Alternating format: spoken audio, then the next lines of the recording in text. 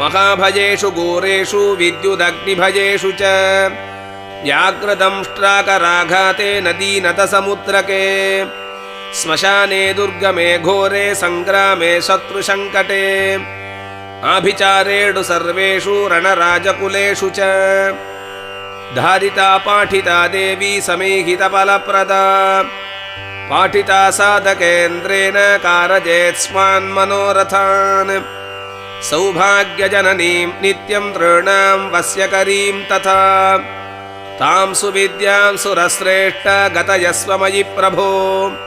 श्रीभैरव उवाच साधु साधु महाभागे जन्तूनां हितकारिणी त्वद्वाक्येन सुरारिग्ने कथयामि न संशयः। देवी प्रत्यङ्गिरा विद्या सर्वग्रह निवारिणी वर्धिनी सर्वदुष्टानां सर्वपा